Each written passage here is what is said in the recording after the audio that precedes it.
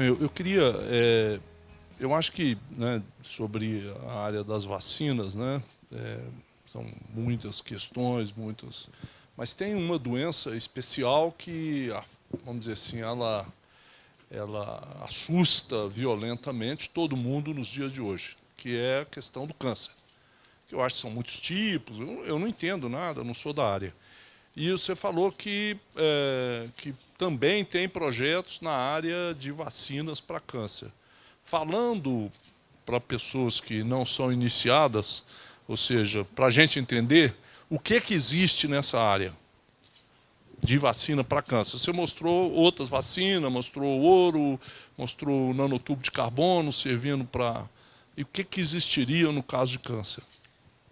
Na verdade, às vezes, como eu falei, a gente às vezes não percebe. Já existe uma vacina para câncer e não vou falar todo mundo, mas os jovens já tomam, né? A vacina para HPV, que a gente já faz parte do Programa Nacional de Imunização, é uma vacina para câncer, né? Porque a infecção pelo HPV é uma bobagem, mas o que a vacina prevê, previne, né?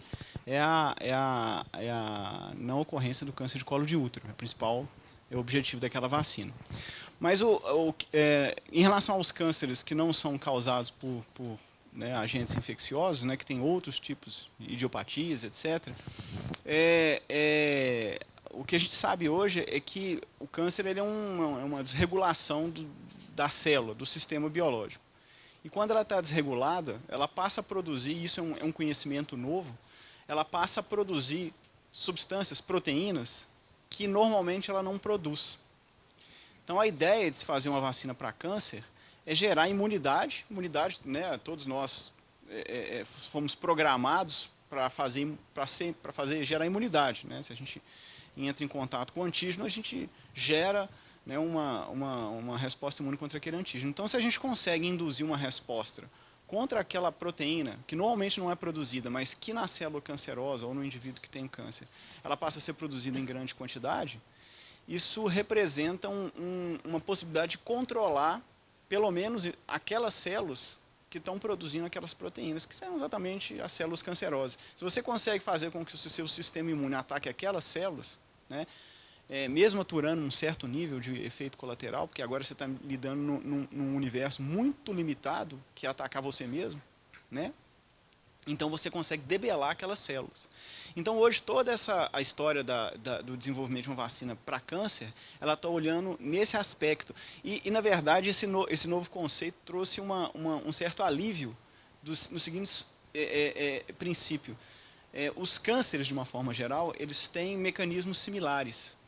Portanto, se a gente encontrar proteínas que estão envolvidas em mais de um tipo de câncer, né, você consegue fazer numa vacina ou numa intervenção qualquer para diferentes cânceres e vai funcionar do mesmo jeito. Então é nisso que a gente está, né, agora a Detecta e o CT Vacinas, a gente está numa colaboração com uma empresa que é a Origen. Né, a Origen, na verdade, ela é uma empresa que foi comprar, vamos dizer assim, é uma das empresas de um conglomerado farmacêutico internacional para câncer.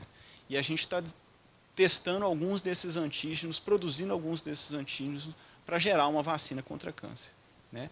É uma realidade, mas não é uma coisa imediata. É um início, é uma pontinha do iceberg, mas que está trazendo muita esperança, né, porque isso é um ícone, né? O câncer, né, é uma coisa quase que é um emblemático, né, porque a gente não consegue controla um monte de doença, mas o câncer não. Né? Mais alguém?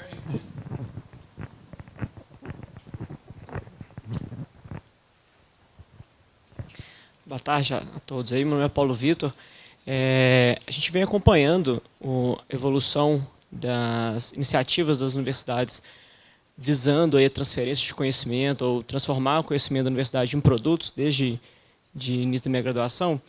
E, recentemente, eu tenho me questionado bastante sobre quais seriam, talvez, os próximos desafios que esse modelo que a gente trabalha, né, de ciência de tecnologias, vão enfrentar nos próximos anos para a efetivação desses produtos ou dessas tecnologias no mercado. Né? O professor Nível citou alguns exemplos de transferências ou compras, né, vendas de empresas que ele conseguiu efetivar E o CTES trouxe alguns exemplos de tecnologias que estão aí na ponta para serem colocadas no mercado. Aí minha pergunta é um pouco mais sobre quais são os desafios que vocês veem do modelo de transferência ou dos modelos de centros de tecnologia nos próximos anos e como que vocês veem isso evoluindo, assim, esse modelo que vocês estão trabalhando hoje.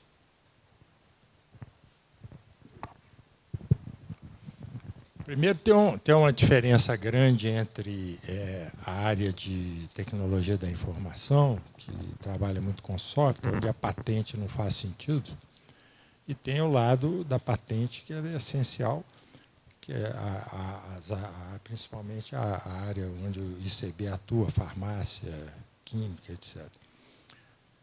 Que, inclusive, você pode gerar muita patente, mas a patente gera despesa, né? Ela fica na prateleira e tal. Então, como fazer ela virar dinheiro é meio que parecido com o geral que você falou. O potencial de riqueza que pode nascer a partir da universidade, em qualquer lugar do mundo, é muito grande. Nos Estados Unidos, 80% da pesquisa de desenvolvimento é feita na indústria, só 3% nas universidades. Mas você pega só a MIT, que é uma universidade pequenininha, 10 mil estudantes.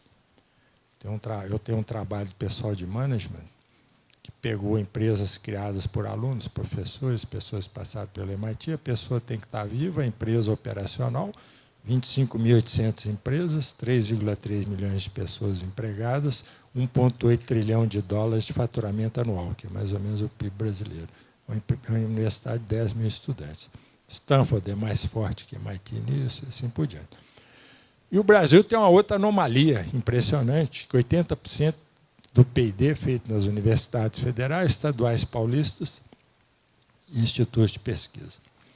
E 20% na indústria de forma não pulverizada. É um absurdo. Você tira sempre Petrobras, Vale, Embraer, não sobra muita coisa. E o BNDES não pulveriza, está ameaçando aí, fala e tal, mas não caminha. Então, o potencial da universidade brasileira, principalmente universidades de pesquisa, né, como o FMG, e aí você pode pôr mais umas 20 no Brasil, 15, que poderiam estar gerando muita riqueza, tem um potencial enorme. Agora, o entrave é muito grande, né? Aí a gente poderia falar horas, mas eu vou tentar falar em alguns segundos. É muito difícil você resumir. Enquanto o Estado não sair, né, dessa sanha arrecadatória e de controle do cidadão brasileiro e da empresa, não tem jeito. O Estado quer controlar absolutamente tudo, né?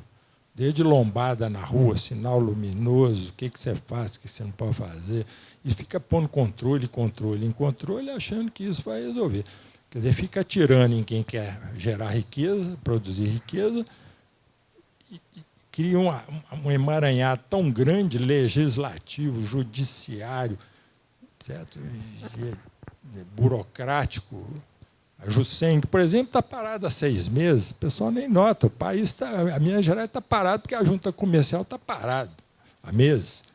Nós estamos abrindo empresas em São Paulo para poder ver se caminha, mas aí certas coisas você não pode fazer lá. Não tem consequência.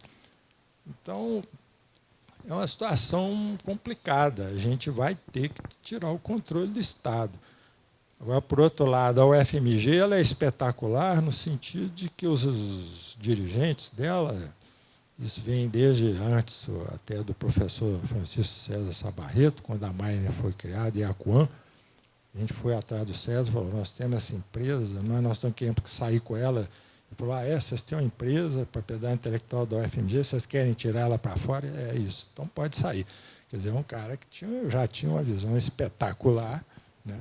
Aí que CTIT é espetacular, e o corpo de advogados da UFMG, na luta contra os controles, coisas como essa que aconteceu recentemente.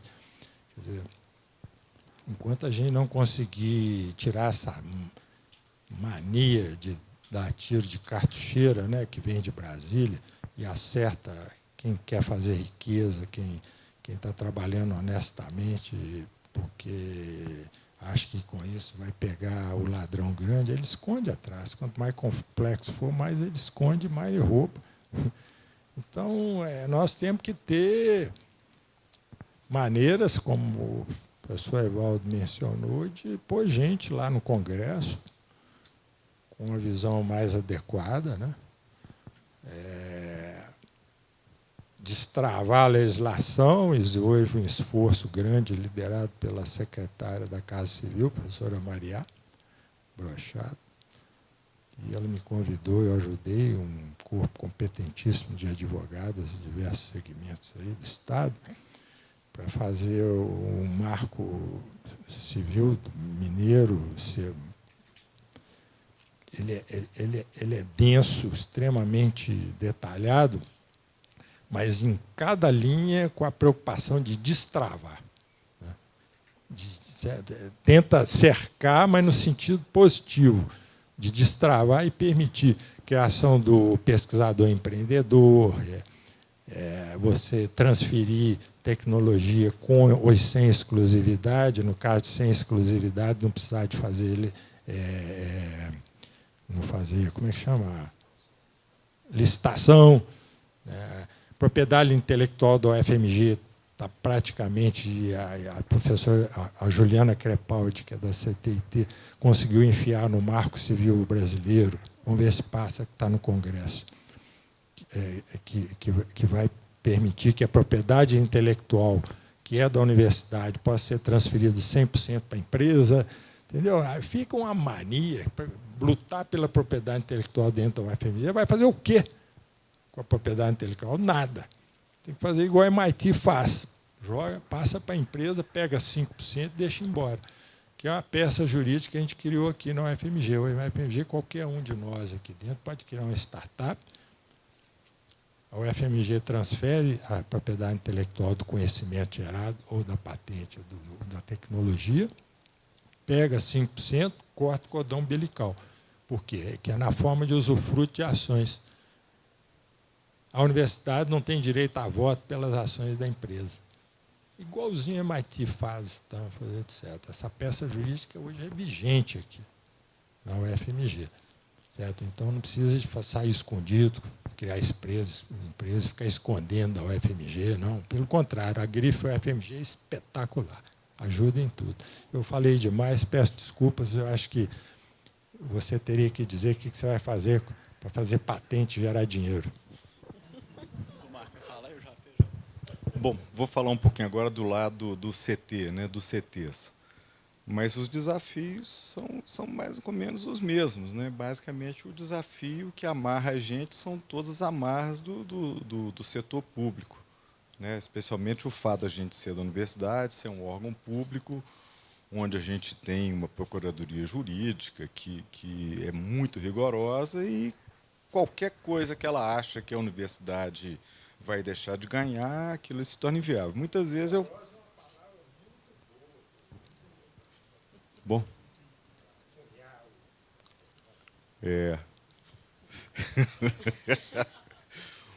Por exemplo, já teve o caso assim da gente, um projeto nosso, que um determinado produto, se viesse a dar certo, a gente ia ter que isentar uma fornecedora da Petrobras de pagar o royalties. Se viesse a dar certo, em um dos produtos, na época, chegaram para a gente e falaram, não, isso aqui a gente não pode aceitar que o UFMG vai ser lesada.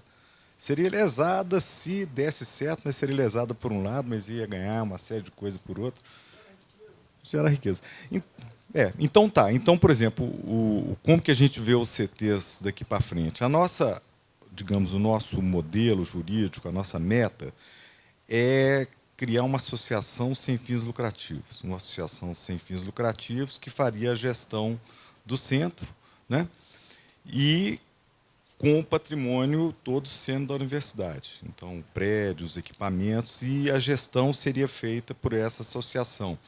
Que o modelo para a gente é aquele Centro de Energia e Materiais lá em Campinas, CNPEM, né, que é uma organização social que depois ganhou o selo Organização Social, né, que então facilita a captação de recursos públicos também. Então, eu acho que um grande desafio é essa amarra legal da legislação, que realmente é exatamente o contrário do que acontece nos Estados Unidos. Nos Estados Unidos, no MIT, um professor quer abrir uma empresa, ele é estimulado. Aqui, um professor quer abrir uma empresa... Bom, parece que nem pode, né, atualmente. Agora, pode, né?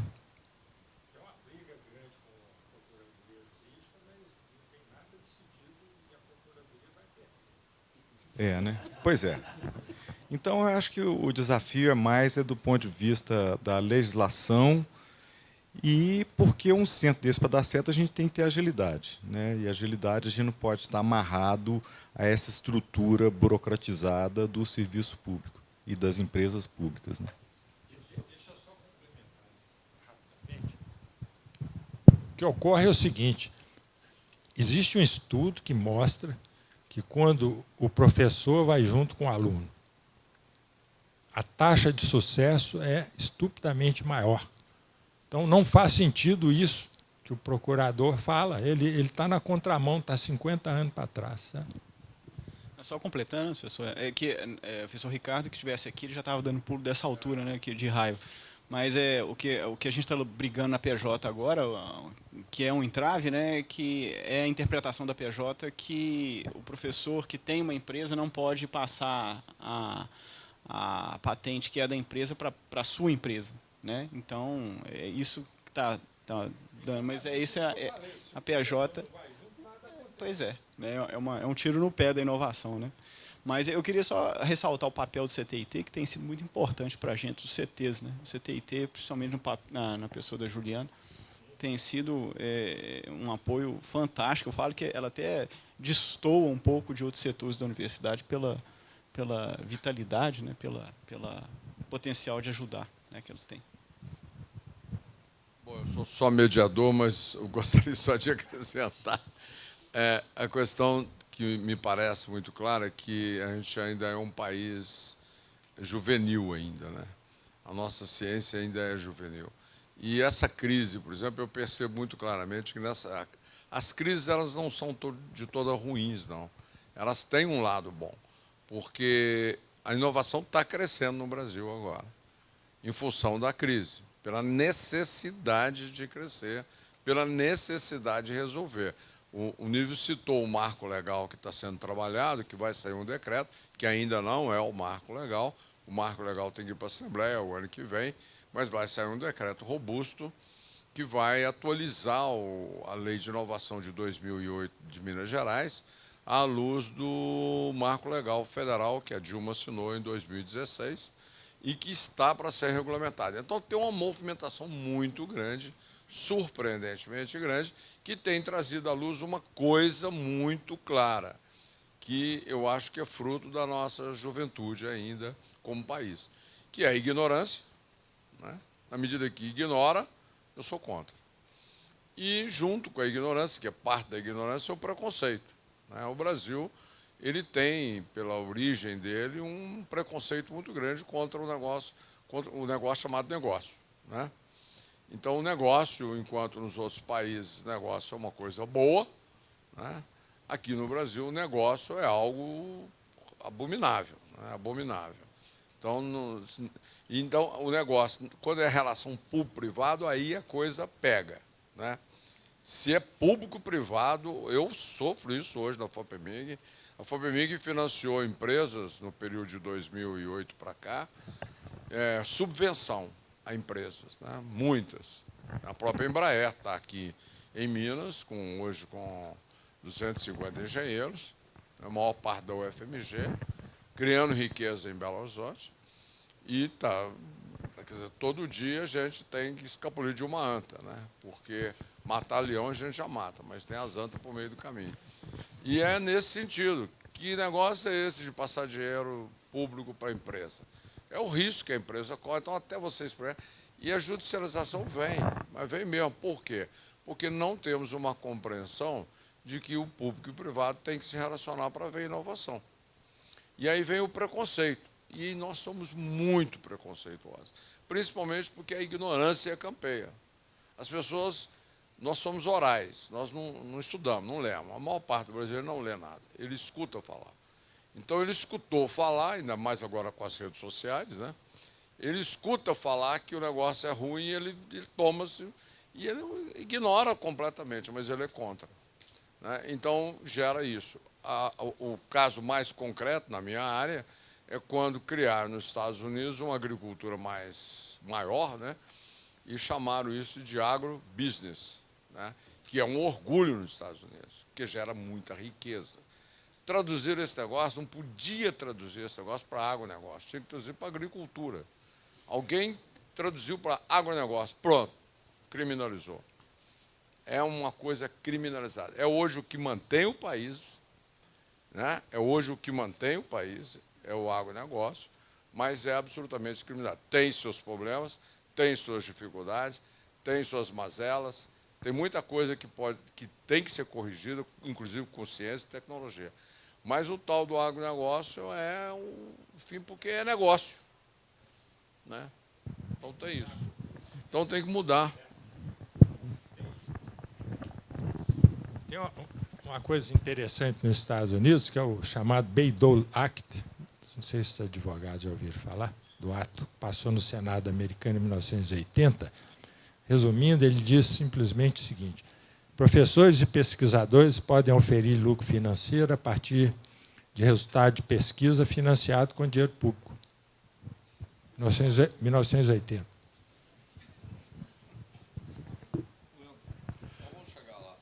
Vamos lá. Enquanto estava passando a música, eu ouvi alguém falar que medo ali, e um sentimento geral que eu tive durante as apresentações é de medo mesmo. Assim, é um medo gostoso de se sentir. Eu tenho absoluta certeza que é medo por ignorância minha, né? E é gostoso de ver que em Belo Horizonte tem 3 pessoas assim desse nível que a gente está falando, com projetos aqui que eu os entendi como capazes de mudar o mundo de verdade, né? E assim, se fala muito que Belo Horizonte tem uma vocação natural para tecnologia, para serviço e tal. A taxa de empreendedor aqui é a maior do Brasil, de empreendedor por 100 mil habitantes. Mas, em contraponto, também, essas empresas que nascem e morrem uma atrás da outra, numa pesquisa que eu estava vendo outro dia, Belo Horizonte tem uma das piores taxas de faturamento dessas empresas no Brasil, né? Quer dizer, você tem um contraponto aí. Eu queria saber o que vocês, como vocês veem Belo Horizonte nesse cenário de empreendedorismo tecnológico, e o que falta para transformar essa vocação que a cidade tem, se é que vocês concordam que tem, em desenvolvimento econômico, em faturamento para as empresas, em geração de renda de forma geral.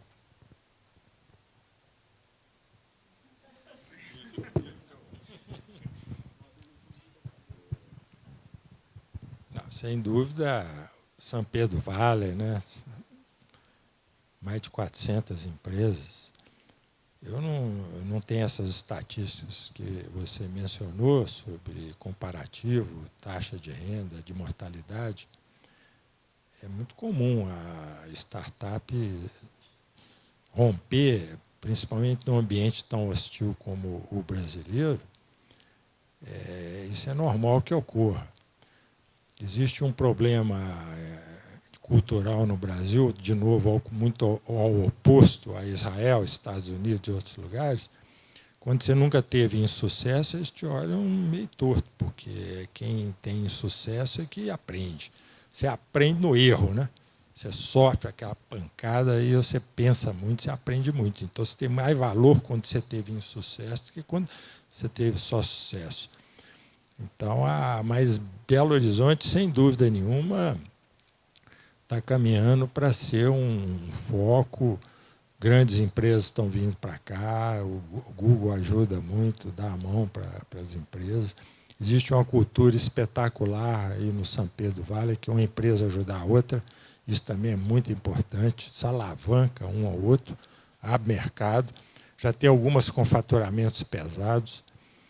Agora, é evidente que a empresa que tem alguma chance de ficar grande é aquela que tem tecnologia de ponta, que possa funcionar aqui em Israel. Israel não, porque Israel não tem mercado. Mercado é o mundo, né? Mas aqui, em qualquer outro lugar, Califórnia, qualquer lugar dos Estados Unidos, Costa Leste, Canadá, Europa, qualquer um dos países, sem problema nenhum, concorre no mesmo nível. E, às vezes, tem até certas vantagens. Essas é que tem chance de ficar grande, né? Se a gente conseguir destravar a burocracia, o legislativo, e eu acho que a chance é muito boa. As chances são grandes.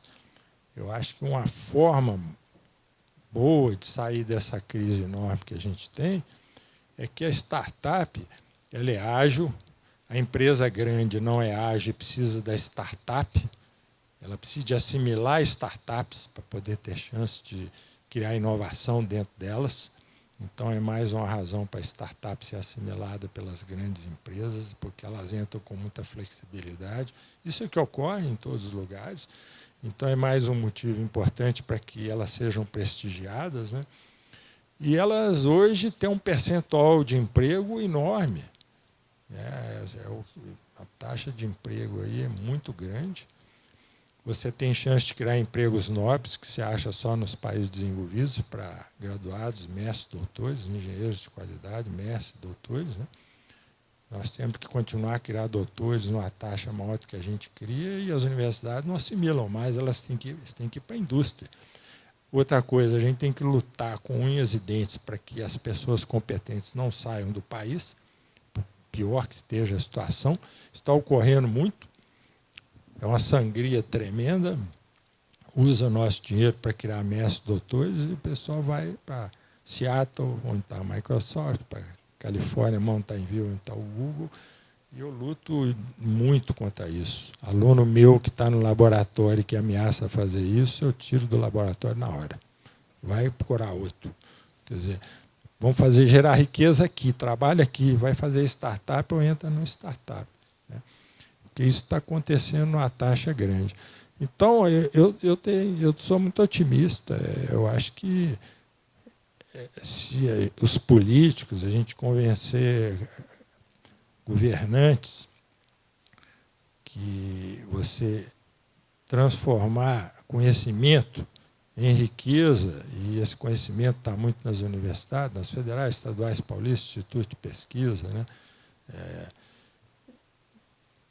Tem muitos exemplos, né, relativamente recentes de transformações importantíssimas, né? O agronegócio tem um monte de exemplos. Café, a gente tomava um café de péssima qualidade, exportava tonelada e pagava em grão, nem em cápsula. Agora a gente já faz a cápsula, né? Epamig aqui com o vinho, né, brasileiro. Já avisei para os gaúchos, eu tive recentemente, que nós vamos arrebentar com vinho tinto gaúcho. Porque vocês já ouviram falar no vinho lá de Três Pontas? Caldas, dupla poda, mudar a poda. Por quê? Belo Horizonte, Minas Gerais, uma grande parte, faz um frio terrível, não chove e é muito seco entre abril e setembro, outubro. Perfeito para o vinho. Só que a colheita era em dezembro, no meio de um aguaceiro. Criaram a dupla poda, a poda ocorre antes de começar a chover. Vinhos fantásticos. Questão de tempo. Os gaúchos têm que investir no espumante deles, que é muito bom, mas o tinto mineiro vai arrebentar. Então, são vários exemplos, né, que vêm ocorrendo de mudança. Antes era a fruta da estação. No meu tempo, eu comi melão a primeira vez, já mais velho, importado da Espanha. No Natal, era caríssimo. Hoje a gente exporta a maçã. Santa Catarina é um grande exportador. Quer dizer, o Brasil alimenta 1 bilhão de pessoas hoje. Certo? Isso vem acontecendo em diversas áreas aí do conhecimento aqui, 2 grandes exemplos espetaculares, que eu acho que eu sou otimista. Agora, se não resolver o legislativo, que tem uma lei para tudo, que fica exponencial intratável, se não resolver o jurídico, que é 2% do PIB dos mais caros do mundo, e não funciona.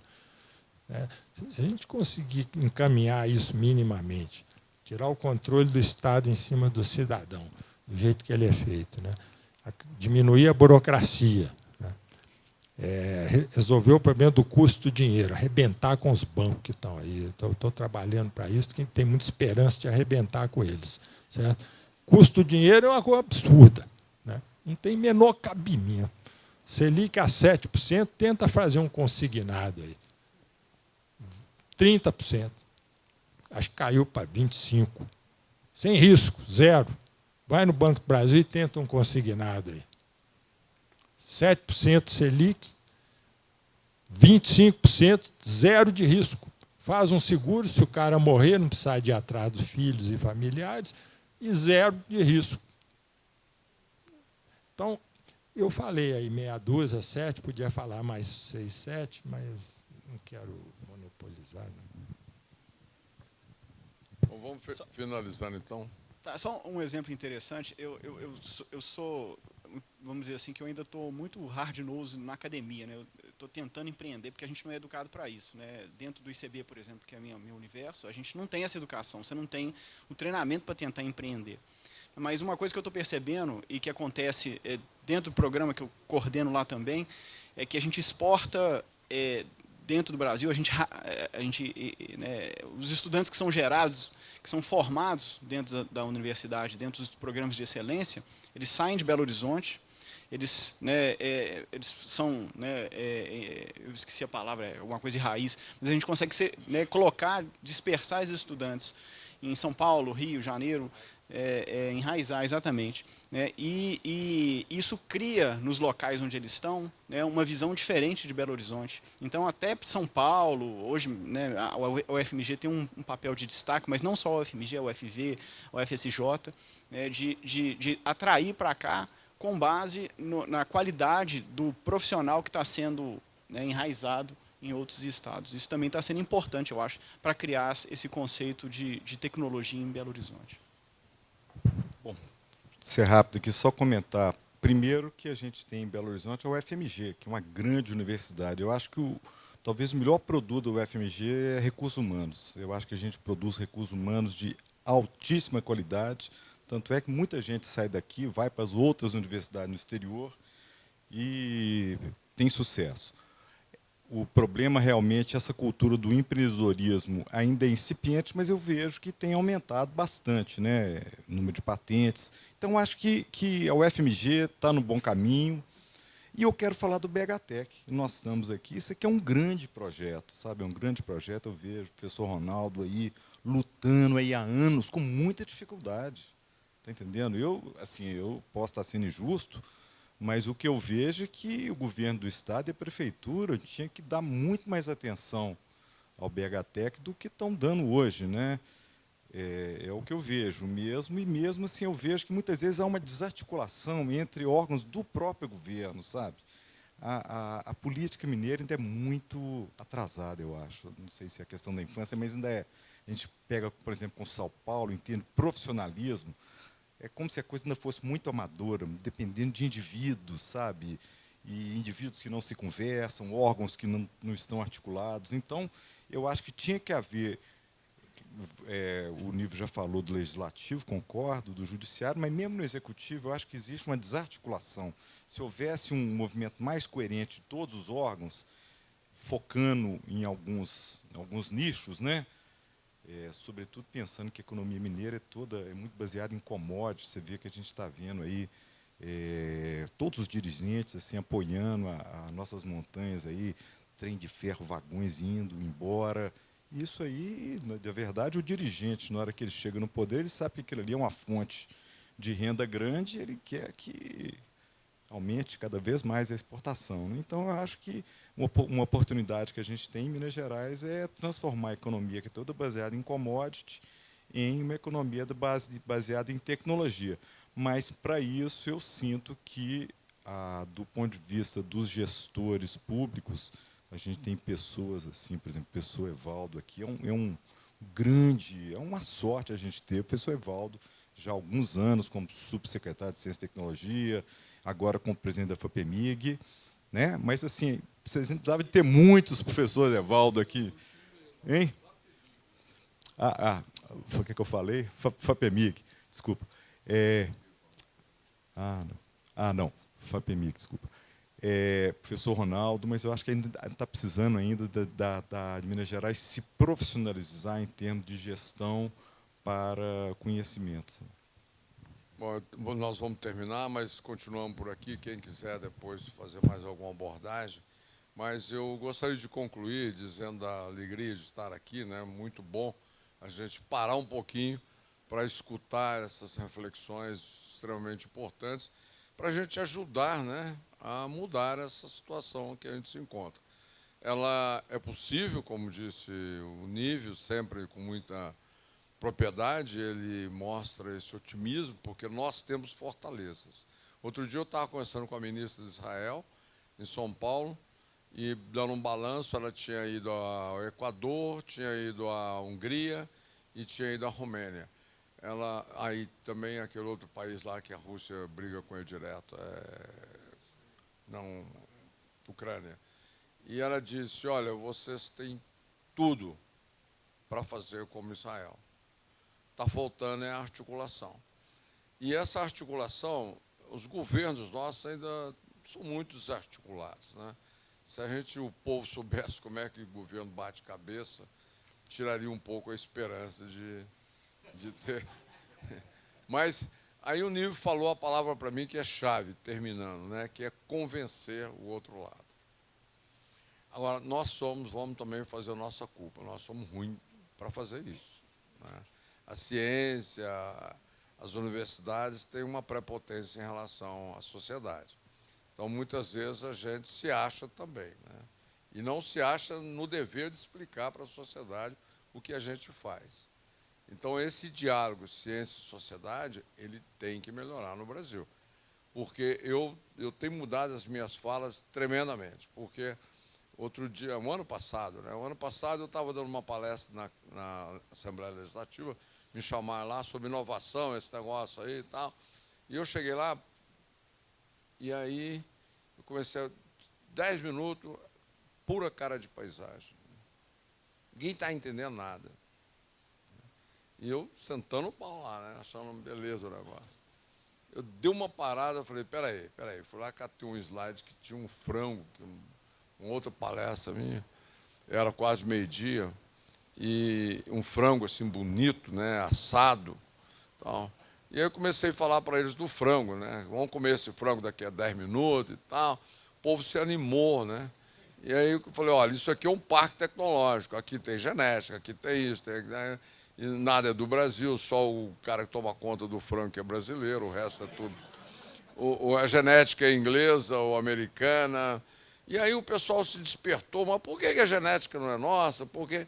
Então, você vê que a linguagem que a gente usa na academia é um desastre, porque a gente acha que o outro é obrigado a entender essa linguagem ruim da gente. Isso prejudica muito, porque as pessoas não têm paciência de nos escutar e não entendem o que a gente faz. E tem ainda aquele cara que pega um paper e entrega para o cidadão, né? Nós fizemos agora um edital para o queijo artesanal de Minas Gerais, que é uma vergonha, o queijo saiu daqui na mala, ganhou o concurso lá em Paris, né? Então, nós resolvemos fazer um aporte de conhecimento para o queijo artesanal. Pela primeira vez, um único edital desse estilo que nós vamos praticar daqui para frente. O projeto foi selecionado para fazer tecnologia, porque não é ciência, não, fazer tecnologia, porque já tem muita coisa feita. Fazer tecnologia para melhorar o queijo artesanal. Mas a proposta tem que ver o seguinte, tá bom, para quem que você vai transferir? Então, tem um período de tempo, 36 meses, tem um período de tempo que é dedicado a você transferir aquele conhecimento para um queijeiro. E você tem que dizer o CPF ou o CNPJ daquele camarada que você planeja transferir. E isso está dentro da conta do projeto. Você pode publicar paper, não tem problema nenhum. Publica seu paper, mas não vai entregar o paper para o queijeiro, porque ele não vai entender, né? Então, você obrigar que o indivíduo desenvolva e transfira, né? E isso é um exercício sensacional, porque o pesquisador se sente na obrigação de aprender a fazer isso. No Inova Minas, por exemplo, os pesquisadores que foram para lá, para a Praça da Liberdade, para explicar os seus projetos para a população, Muitos deles vieram nos agradecer depois porque eles tiveram que se esforçar para poder ser entendidos. Uma coisa que nós não temos costume. Então, isso faz parte também, eu acho que... Agora, essas coisas também só se apresentam quando tem necessidade, né? Quando a gente sente a necessidade de fazer isso. Porque se tiver dinheiro, tranquilo e tal, ninguém vai fazer. Com a crise, né? A crise traz isso, traz a necessidade de a gente amadurecer e produzir conhecimento útil para a sociedade, que, afinal de contas, a gente gosta de paper, a gente gosta de pós-graduação, a nossa pós-graduação, né? Os doutores que saem dessa universidade, gente, é um pacote de inteligência, de conhecimento, mas só serve para concurso e professor e tal. Isso vai ter que dar uma mudada, porque senão, como é que nós vamos fazer? Nós estamos produzindo 18 mil doutores, né? Daqui a pouco vão ser 23 mil. Tem que arrumar emprego para essa turma, gente. Tem, né? Bom, então aí, muito obrigado a todos vocês, né? Um bom papo aqui, obrigado.